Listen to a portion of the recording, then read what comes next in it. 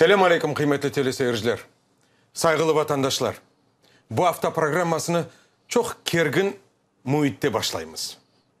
Sizlerge malum olğan ekibi bizler hepimiz toplum, cemaatçılık, umumen halkımız ulu sürgünlükünün 70 yıllığı arifesindemiz.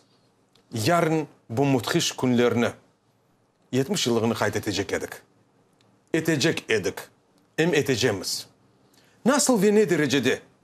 Keliniz bu hafta biz bugün sübyetimizini ötkerer ekenimiz yarınki günlerini belgilep geçmişini unutmadık. Geçmişini hatırlayımız. Geçmiş bizim hatıramızda. Çünkü o ebedi. Biz ebedi olarını yaşayımız.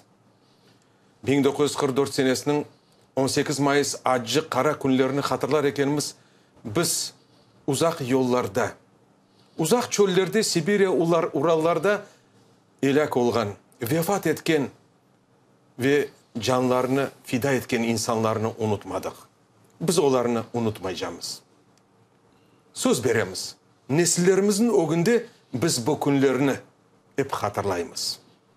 Uzak yıllarını aytar ekenimiz, men aytmağa isteyim, biz 1987 senesi Sovetler memleketinin Kızıl Meydanında ilki çadırlar kurup bizim vatandaşlarımız Kırım'a avdet olmak meselesinin bağlı birinci şiarlarını kötergenlerini unutmadık. Biz onlarını unutmayımız. Bu şiarlarla beraber Kırım'a geldik. Ağır yıllar. 1987, 88, 89 seneleri siz görgeniniz gibi bizim levhalarımızda Bahçesaray'da da Ilmi Umerov genç edi.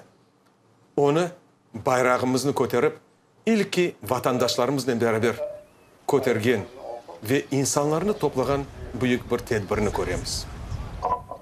Ondan sonra 90. seneleri, 91-92 seneleri biz kurultayını geçirdik. Kurultaydan sonra milletimizin topladık ve her yıl 18 May Akmeşit şehrinde, Kırım'ın paytahtında biz 18 Matem gününü geçirdik. Geçirdik her yıl. Yıllar devamında bu 18 May bizim halkımızı birleştirdi. Biz millet dedik, vatan dedik, meclis dedik, kurultay dedik. Biz bu bayraklarla beraber milletimizge sahip çıktık. Lakin kuruşumuz devam etti. Biz toxtamadık. Hem toxtamayacağız. Çünkü biz da vatanga avdet olgan halkımız. Bizim daha çoktan çok kelip yetişemegen, uzak sürgünlüklerde yaşagan vatandaşlarımız, soydaşlarımız kaldılar. Biz onlarga da kaytmaga, kelmege, vatanda yaşamaga imkan ve fırsatlar açmak gerekmiz. Bu meseleler üzerinde çalışamız. Onlar nasıl olacak? Bizim geleceğimiz nasıl belgilenecek? Halkımızı parçalamamak için, halkımızı saklamak için, evlatlarımızda nesilden nesilge geçmek için, milletimizi arttırmak için, vatanda vatan bayrağını kötermek için daha neler yapabilemiz acaba? İşte biz bugün programımızda bu haqda aytacağımız. Kederli sözler, kaygılı düşünceler bizim sizinle beraber hepimizni rahatsızlay. Nasıl olacak? Acaba biz yarın nasıl bu tedbirlerini geçireceğimiz? Ve yarından son biz birbirimizin gözümüzge nasıl bakacağımız ve nasıl hareketlerini devam edeceğimiz? Hükümet, hakimiyet, devlet, sınırlar, bütün şey, her şey değişti. Tek halk, vatanda kurešini devam ediyor. Bizim bugün stüdyamızın misafiri, Kırım Tatar Milli Meclisi'nin reisi, yolbaşçımız Refat Ağa Çubarov. Onunla beraber Kırım Müslümanlarının muftisi Hacı Emrali Efendi Ablayev. Hoş geldiniz. Akşamlarınız hayırlı olsun. Biz sizinle beraber canlı yayındamız. Bütün millete hayırlı olsun. Evet. Refat Ağa, elbette sizler de bizler gibi daha ziyade doğrusunu etsem siz de yuksuz gecelerin içindesiniz. Çok rahatsızsınız. İşte bu hafta aytar ekenimiz bugünkü gün defalarca ötkerilgen toplaşılar, görüşüler, muzakereler. İşte bu hafta sizin düşünceleriniz, yarınki tedbirler hakkında. Bizim bugün programımızda bir sıra siyasetçilerinin, devlet erbaplarının levhaları olacak. Onların çıkışları olacak. İşte başlayak sizden. Siz ne dersiniz? Da bir hafta evvelsi hiçbir türlü bu tedbirleri geçirmesini hiçbir türlü rahatsızlarımız yok idi. Çünkü evvelden planlaştırdık, evvelden her bir şeyini geliştik ve buradaki hükümetinden beraberlikte böyle paylaştık. Bu tedbirler sizin taraftan alıp varılacak. Ama bazı tedbirler millet geçirgen milletli tedbirler Kırım Tatar Milli Meclis tarafından alıp varılacak. Ve bunların içinde işte bugün akşam 17. Mayıs'ta sürgünlük günün arifesinde gençlerimiz meydanda toplanıp onda böyle bir matem aksiya geçirecekler. Ve yarın 18. Mayıs'ta Kanada Merkez Meydan'da bütün seneler olan gibi bütün Kırım matem mitingini geçirmeye planlarımız var idi. Ama 2-3 gün evvelsi buradaki hakimiyet taraftan çeşit türlü böyle yeni onların fikirleri açıklanmaya başladı. Ve bilirsiniz TÜNEV'in karar aldılar. Bütün Kırım'ın içinde böyle numayiş tedbirler geçirmesi yasak iken. Neden yasak? Çünkü bana Kırım'ın etrafında böyle davalar kete. Ve Kırım'da büyük provokasyalar olabilir ve ona bazıları dışarıdan hazırlanırlar iken ve Kırım Tatarların böyle tedbirlerini kullanıp hem Kırım Tatarlarına hem diğer yaşayanlarına böyle provokasyalar yapabilirler ve hakimiyet biz insanları düşünüp böyle tedbirlerini yasak ettik. Elbette bu kararını almaz önce bizler onların çok büyük diskusyalar yaptık. Sayın Müftü Beyimiz, ben, Lenur İslamov, diğerleri. Biz onların böyle motivleri doğru olmadığını ya da aynıcı şeklinde olduğunu anlatmaya tırıştık. Ama ne olsa da dün bu kararını çıkarmışlar. Biz de dün meclis toplantısını geçirdik. Sonra ben böyle bir jurnalistleri topladım, bir briefing geçirdim. Dedim ki olmaz. İnsanlar çıkacaklar bu tedbirlerge ve insanlarla beraber bizler de olacak. Çünkü Kırım Tatar Milli Meclis azaları, Sayın Müftimiz, imamlarımız ne olsa da geceleri de dün gece bugün uleyecek konsültasyalar ya da bilmeyeyim çeşitli anlaşmalar ve bugün saat 3'lere yakın Kırım Tatarı Milli Meclis'te biz bir karar almaya olduk. Onlar bazı adımlar yaptılar ve bizler de bazı onlar bizge getirgen böyle çağımsızlıklarının razı olmasak da ama biliyoruz ki bizim gücümüz olmayacak onları geçirme, onların bu algan kararlarına karşı gitmeye. O sebepten yeni bir format çıkardık ve fırsat olsa ben bundan insanları anlatırım. Ama bunu söylemeye isteyeyim ki bunlar da anlaşmalarımızın sonuna bakmayıp TÜNEV'den başlayıp Ahmetçit'i bütün askerilerle ve bu harbi teknikalarla doldurdular. Böyle şiştirdiler desem olacak. Şehirde şimdi aynı sokağa, nasıl sokağa varsan, nasıl azbarların içine girsen merkezde her bir yerde yüzlerden, binlerden askeriler ve bugün akşamdan meydanı sarıp aldılar. Bu meydandaki vaziyetke dalmazdan evvel işte bu Kırım'ın hükümet yol başçısı Sergey Aksionov'un kısa bir müracaatı var. Keliniz onu dinleyin. Уважаемые крымчане, 18 мая – скорбная дата для всех нас, День памяти жертв депортации. Коллективное наказание всего народа за вину части людей – дикость и варварство. Многонациональное крымское сообщество вместе со всеми депортированными разделяет боль лишения родной земли, утраты близких, трудности обустройства по возвращении из вынужденного изгнания. Эта трагедия навсегда останется в сердцах многих поколений.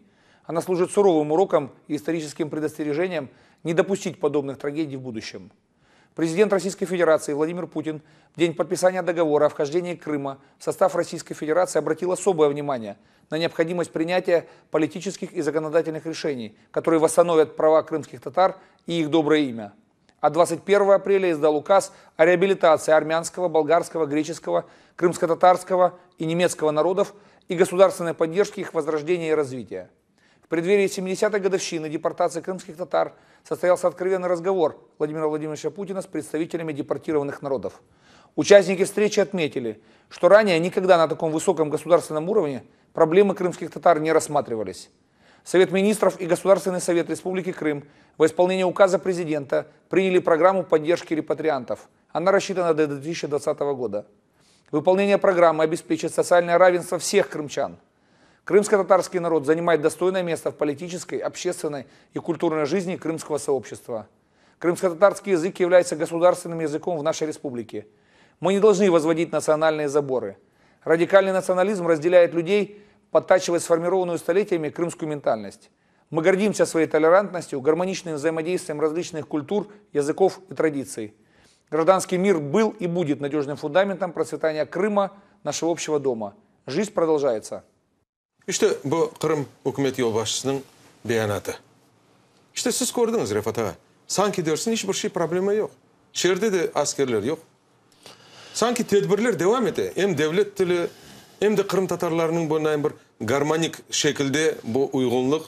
Sanki asırlar devamında Kırım'da onların mentalitesi değişmegen gibi bizler de öyle bir muhittemiz. Şevket Bey, bence tele seyircilerimiz o kadar çok akıllı insanlar ki ve hem bizimkileri hem diğer milletlerden onlar bu sözlerin kıymetlerini kendileri keseler. Evet. Ve burada çok anlatmaya da gerekmey. Bugün jurnalistleri topladığım vakit ben böyle dedim.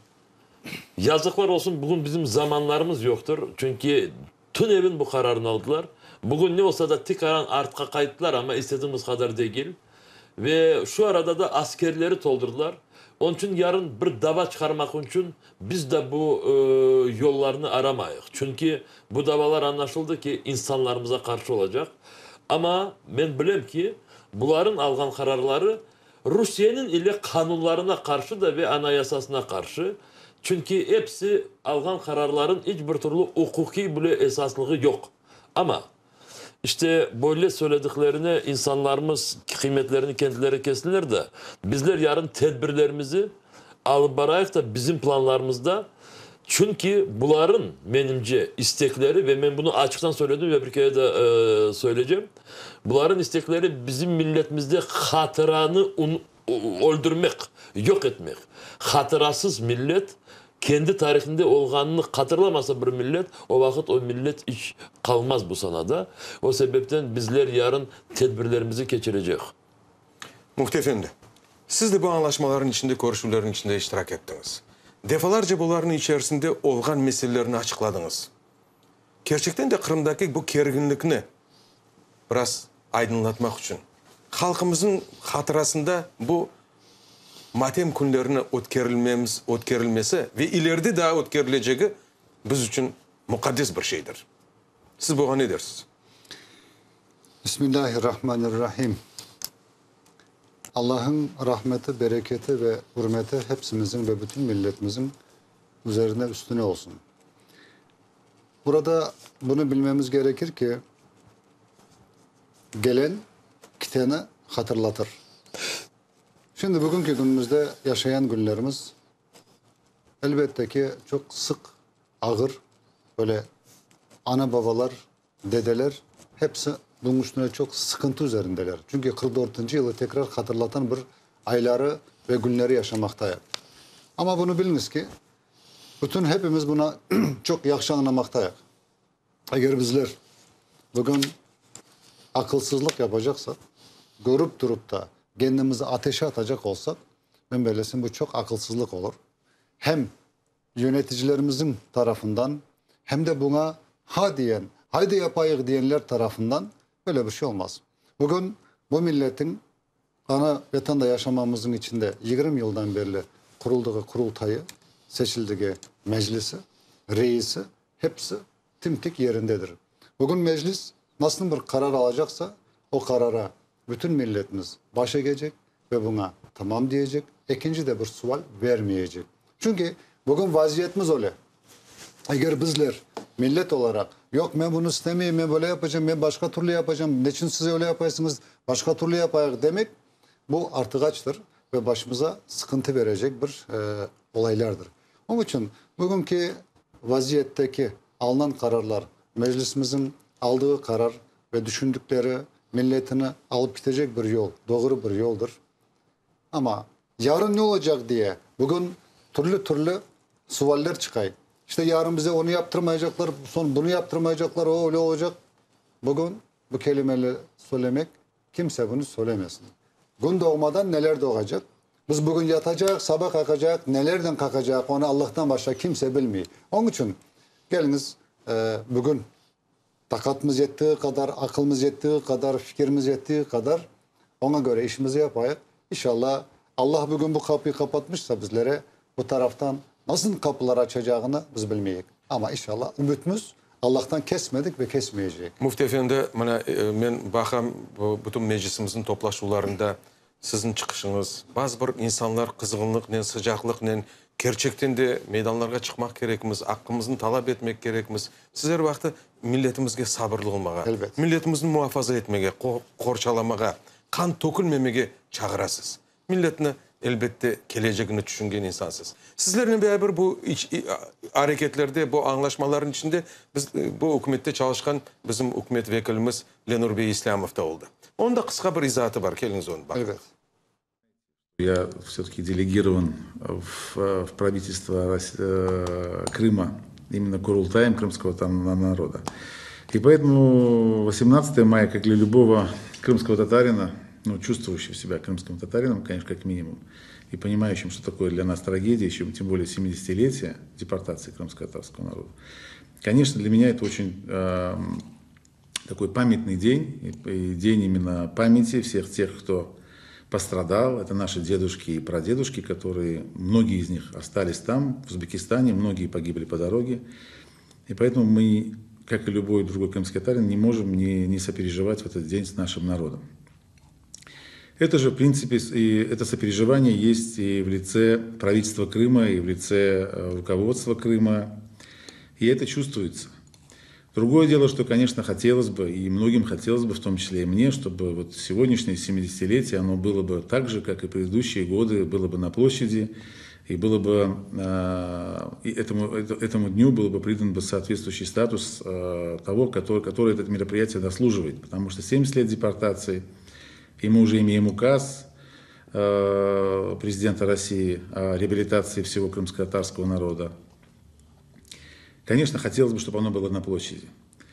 Но в связи с тем, что действительно мы знаем, что нестабильная ситуация, действительно нестабильная на всей территории юго-востока Украины, и понимая и беря в расчет все то, что действительно может произойти, как бы не хотелось многим авторитетным людям среди лица крымско-татарского народа провести его митинг, провести здесь на площади, конечно, ответственные люди, да, а я себя отношу к ответственным людям, все-таки должны отдавать себе отчет, что если есть вероятность, а я знаком с материалами и я допущен к определенным вещам, находясь уже в правительстве, я понимаю, что опасения, они неспроста. Поэтому мы не должны допустить ни один митинг, ни одно мероприятие не стоит человеческих жизней. Даже травмы человеческой не стоит, не только жизни. Переговоры были сложные, и все-таки переговоры велись авторитетными людьми от лица крымских татар. Это участвовал и Чубаров Рифат, и участвовал муфти Эмирали Аблаев, участвовали лица от лица и Москвы, и Совета министров, и Госсовета, поверьте. Это несколько дней продолжающиеся переговоры. Действительно, они ответственные переговоры. Решение какое есть, такое есть, потому что оно компромиссное, и оно в заботе о людях, которые здесь на сегодняшний день живут. Оно именно в заботе, именно в ответственной заботе. Если бы я этого не знал, я бы его тоже не подписывал. Хотя оно сложное, оно именно компромиссное. İşte biz Lenur Bey'in izahatını dinledik. Rifat ağa, umumen yarınki tedbirler, onlar nasıl geçecek? Biz onların geçirilmesini nasıl planlaştırdık? Meclis nasıl karar kabul etti? İşte bakınız, TÜNEV'in bütün Kırım'ın içinde böyle numayışlar olmasın deyip karar aldılar keskinden. Dersin ki bir yerde mülkünde gir. İşte gecesi bugün sabah biz dedik ki hiç olmaz. Olmaz, insanlarımız çıkacak sokaklara, meydanlara çıkacak. Ondan sonra işte saat 12 saat 1'lerge yakın böyle bir kompromiske geldik. O sebepten ben şimdi direkt nasıl meclis kararı oldu onu anlatmayı isteyeyim. Bütün köylerimizde, kasabalarımızda bizler insanlarımız saat 8'den 9.30'a Bu Kırım boyunca, her yerde. Her bir köyde, kasabada yerli meclislerimiz insanlarla beraber bilgili bir yerde nasıl yer bu kendileri baksınlar, orada selsavetlerin galabaları var. Din cemiyetleri var, koy meclisleri. Bu ya caminin yanında olur, cami olsa. Çok köylerde böyle hatıra taşlar var. Bazı yerlerde abideler var. Ya da koyun meydanında olabilir. Saat 8 sabahdan saat 9.30'a böyle dualar ve tedbirler geçirsinler. Ondan sonra bütün bu rayon merkezlerinde, şehirlerde çok rayon merkezlerde, şehirlerde endi abideler, baştaşlar var. Hatıra taşları. Hatıra taşlar, baştaşlar dedim, hatıra taşlar ya da çeşit türlü bile hatıra tahtalar yasalmış. Sürgünlükle bağlı. Sürgünlükle bağlı. Onların bir tanesinin yerini seçim etsinler, regional meclisler. Oradaki hakimiyetin de haberi var. Onlarla beraber gelsinler ve şimdi yaparlar bu. Biz şimdi bunda konuşmalar yaparlar. Bu rayonlarda mitingler ve mitingler ve dualar. Bunlar saat 11'den saat 12 saat 1'e kalına alıp barılabilir. Ama bakınız 11'den saat 1'e dedim. Ama bazı rayonlar mahsus erte yaparlar. Akmeç'te gelmeye. Akmeç'te merkezde meydanda olmayacak. Akmeç'te iki tane bu sürgünle bağlı hatıra yerlerimiz var. Stasyon ya da vokzalın yanındaki skverde orada Her yıl hatıra ötkergen var. yerimiz var. Orada sabahdan saat 10'dan bizim gençlerimiz, imamlarımız orada olacaklar. Ve insanlar vokzaldan geldikleri vakit, diğer yollardan geldikleri vakit oradan geçip oraya varıp dualar okuyup hareketlerini devam ederler. Diğer merasimlerge varabilirler. Ve ikinci yer Salhir Park'ın yanında da orada da bu hatıra abidesi var. Abidesi var. Orada da imamlarımız ve gençlerimiz bayraklarından olacaklar. Orada mitingler olmayacak. Diyeceğim vokzal yanında ve Salhir yanında mitingler olmayacak. Matem tedbirleri. Bu matem tedbirleri. Gelip bir dua okuyup eğer çiçeklerden birisi gelse çiçeklerini oraya yerleştirip işte oradan sonra devam edecekler. Kolonnalar olmayacak. Bütün Akmeç'te kapalı yollar, askeriler. Evet. Ve öyle düşünüyorum ki başka yollar da kapalı olabilir. Saat 1'de Akmeçit kasaba, Akmeçit şehirde Akmeçit kasaba, bu bizim toplum işte Zaleskin yukarısında koymuş. Zaleskin tarafında. Evet. Orada büyük bir camimiz var ve o caminin o günde büyük bir meydan var. Orada bir 20.000 değiller, 15.000 insanlarımız orada yerleşebilir değiller. İşte orada biz dualarımızı ve matem mitingimizi orada alıp varacak. İşte arkadaşlarımız bunu böyle açıklayıp bunu söylemeyi isteyeyim ki bütün regional meclis reislerin haberleri var. Yerli meclislerde şimdi bundan öğrenip diğer bağlardan öğrenip koylarımızda her bir koyda geçiriyor. Neden? Birinciden 70 yıllık bu faciaga, ikinciden böyle bu sene ağırlıklar geldiği sebebini de bir Kırım Tatarı 18. Mayıs'ta evinde kalmasın. En azı koydaki dualarda, koydaki tedbirlerde olsun. Becergenleri rayonlara barsınlar, rayonlarda geçirsinler. Becergenleri bu bizim matem mitingimize gelip işte bu Akmeçit kasabadaki caminin yanında matem mitingini geçiriyor. Ben böyle düşünüyorum ki bugünü bizler çok yaxşı geçiririk. Bir taraftan benim rahatsızım değil de ricam var. Yetişmiş insanlarımız, ana babalar gençlerge tıkaran dikkat olsunlar. Ben açıktan söyleyeyim Şevket Bey, televizyondan kullanıp gençlerimizden gururlanam. Öyle bir yeni nesilimiz Kırım'da geldi ki vatanperverlik, böyle bilgili insanlarımız ama çok sıcak yürekli insanlarımız da yarın mahsus varıp birisilerine erişmesinler. Tedbirlerimiz olan yerlerinden aslı ayrılmasınlar. Biz kendimizni bugünü öyle alıp barayıq ki yarın bir gün böyle ağırlıklarga uğramayıq. Ve çok söylemeyi isterdim ama Söyleyiniz ağam. bunu bitirmeye isteyeyim de ben eminim bu yapkan çalımsızlıklar değil de bu yapkan bizge şimdi haksızlıklar yapkan insanların başına gelecek. Açıktan bunu söyleyeyim. Çünkü meydanı vermedikleri ve diğer tedbirlerimize kedir yapkanları bunların kanunlarına karşı ve şimdi bütün dünya bunlarla uğraşıyor ve birinciden Moskva da buna yok bilmedik bir şeyler diyecekler ve cezalarını alabilirler. Ama o 18. Mayıs'tan sonra olacak. Evet, geçken son. Onun için bugün mecliste bazı gelgen mecliske böyle meclisin dışarındaki arkadaşlar bazıları diyorlar ki Refadaga biz meydana varacak, biz meydana varıp gösterecek kendimizi. Arkadaşlar binlerle ve binlerle askerlik. Burada korkmak mesele yok. Burada boşça kendi başını vurmamak. Burada milletini saklayıp milletin namusuna birisi tigmesine hareketler yapıp ballarımıza, torunlarımıza gelecekte böyle ağırlıklar gelmesi için bütün yarın adımlarımızı yapması.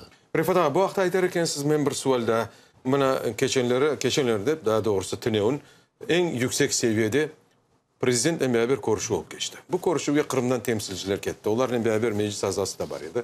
İşte bu olacak tedbirler muzakere edildi mi acaba? Ve bu tedbirle bağlı 18 Mayıs matemine bağlı ve Ahmetçi'nin merkezinde ötkerilecek şeyler hakkında prezidentin bilgisi var mı yok mu acaba? Böyle ağırlıklar geldiği vakit ya da çok derince denişmeler geldiği vakit benimce bazı arkadaşlarımız şaşmalamaya başlayırlar. Maksat onda ki eğer bu denişmelerini kontrol eden taraf şu yerde Rusya Federasyonu ve onun başlıkları birinciden Kırım Tatar milletin prinsipiyel olarak ya esas olarak haklarını tanımayınca ya da Kırım Tatar milleti tarafından kurulgan kurultayını ve meclisinin bağlanmayınca böyle ayrı konuşmalarda faydalar yok. Zarar da belki olmaz diler bazıları ama birinciden faydalar yok. Kullanabilirler bazı insanlarımızı ve TÜNEV'in olgan konuşup buradaki hakimiyet yapan konuşup meclis bu konuşumdan resmi iştirak etmedi. Bir tane iki tane meclis azaları bu bizim şahsi statusumuz deyip koşuldular ve bana haber ettiler. Kendilerine karar alan son. Elbet mecliste bu meseleler endi müzakere edilecek. Evet, belki bu siz ayttınız, muzakere edilecek, kıymet kesilecek. İşte Mufti Efendi, elbette halkımız çok zorluklardan geçti. Okumuzda daha çok mesuliyetli vazifeler dura. Milletini muhafaza etmek için biz daha neler yapmak gerekmiz? Bu tedbirini, yarınki tedbirini nasıl geçirmek gerekmiz? Yarınki tedbirimizin geçirileceği bugün karar alındı. Hepsi herkese anlatıldı. Burada meselemiz tek bir tane bu ki en birincisi akıllı ve sabırlı bir hareketle dediklerimiz yerlerde mutlaka imamlarımız olacak, reisler olacaklar, meclis reisleri. Bu insanlar çok dikkat edecek, birbirimize hürmet ve saygı edecek. Çünkü birbirimize saygı hürmeti yoksa mutlaka çeşit türlü manyalar tapılacak, fitne fesatlar tapılabilir, çıkabilir. O sebepten de huzursuzluklar çıkar ortaya. Milletimize söylemek istediğim bu.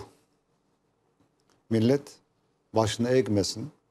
Her zaman tik başından gurur, sağlam, umut ile yaşamamız bizlere en büyük bir huzurdur. Çünkü eğer biz bu başımız eğilecekse böyle bir şey yoktur. Biz bugün ana vatandayız. Ama bugün devlet var, başlık var, bilmem. Bugün öyle istemişler, böyle olsun. Yok, biz bugün tehlike var, cenk var, bilmem oradan buraya sıçrayabilir, patlatabilir, bilmem neler yapabilir. Binlerce şeyler gettiler bize, misaller. Biz bundan korkarak da o sebepten sizin de tehlikenizi saklayarak biz bunu yaptırmak istemeyiz. Ama milletimiz sabırlı olması gerekir. Allah sabır etenden beraberdir. Bizler sabırlı olacak, akıllı olacak. Ballarımız, terbiyeli torunlarımızı, ailemizi çok kuvvetli ve sağlam bakmamız gerekir, yetiştirmemiz gerek. Ama inşallah olacağının, geleceğini görecek. İşte bu şeylerini noktayı nazarga alıp bizim milli liderimiz Mustafa Hacimilov de işte Kırım'a gelmek, 18 Mayıs'ta halkın beraber bulmak değil. Bunda dava merkezini açmamak için o da bu ziyaretten vazgeçti. İleride bekim gelmege evet, bazı bir yollar başkaca açılır. Başka imkanlar ve başka fırsatlar olur. Çünkü bizlerge bu kureş daha bitmedi, bu devam ediyor. Şimdi bu çok acınlıklı mesele. Mustafa Ağamızın, liderimizin böyle kapıdan, sınırdan giremediği mesele. Bunu çok konuşmak da istemiyorum. Çünkü çok acınlıklı, çok üzücü. Bütün milleti, bütün hepimize böyle bir sıkıntıdır bu mesele. Ama neler geldi, neler gördük 230 yılın içinde. İnşallah bunları da geçirecek. Geleceklerimiz çok parlaktır diye ümitimiz, duamız olur. Rifat Ağa buyurunuz. Ben de aynı bunu devam edeyim de Sayın Muftimizin fikrini olmayacak böyle kocaman demir kapıları bir saniyede yıkılıp gitti ve onları endi unutkan gibi olduk. Ben milletimize de bunu da bildirmeye isteyeyim ki yarın 18. Mayıs'ta çok ülkelerde Kırım Tatarlarının bile birlik göstermek için çeşitli türlü tedbirler alınacak. Ukrayna'da, Rusya'da, Avrupa ülkelerinde, Türkiye'de yüzlerinin mitingler olacak. Ve çok ülkelerde bu mitinglerde Kırım Tatar Milli Marşı Kırım Tatar tilinde seslendirilecek. Bu bir vakit olmayacak şey. Çünkü Kırım Tatar milleti nasıl durumda olduğunu bilip hepsi bunu bildirmeye getirirse aşka. O sebepten bizim bunda Kırım'da maksadımız böyle ağırlıklardan ezilmiş değil de kuvvetli olup çıkması ve çıkacak. O sebepten yarın tedbirlerimizde bütün Kırım Tatar bayrakları, biz kendimizi bütün dünyanın gösteriyoruz. Kırım Tatar bayrakları, meclis taraftan gösterilgen bütün bu lozunglar ve meclis taraftan hazırlanan rezolüsyamız. Kıymetli teleseyirciler, işte biz programımızın yekunlar ekenimiz daha bir kere muracaatta bulunmaz diyeyim. Muracaatta bulunmaz diyeyim gençlerimizge, ana babalarımızga, ihtiyar yaşlı, sıcak kanlı insanlarımızga. Elbette çeşit türlü provokasyon hareketler olabilir. Çeşit türlü fitneler çıkabilir. Bir basamak daha yüksek durayıq. Bir basamak daha birbirimizge yakınca adım atayıq. İşte bu haqda aytar ekenimiz belli bir şairimiz böyle satırlar yazdı. Kuvançlı anlarda, kederli anlarda, karanlık gecede ve aydın tağlarda keliniz dostlarım çıraklar yakayık nurunda karanlık geçmişke bakayık. Keliniz çıraklar yakayık bir-birimizin közümüzge bakayık. Baştaşsız sürülgen kabirler başında ecdatlar ruhuna dualar yapayık. İşte böyle satırlarla beraber Abdülaziz Veliyev şairimiz müracaat ete halkımızga. Bizler de bu müracaat esasında yarın halkımızın ne derecede medeniyetli, birlik, nizamlı, birdem olganını göstereyik. Böylelikle programımız sonuna yetti. Çok sağ olunuz. Hayırlı geceler olsun. Programımızga kelgeniz için sizlerge de teşekkürler. Size sağ olunuz. Sağ olun.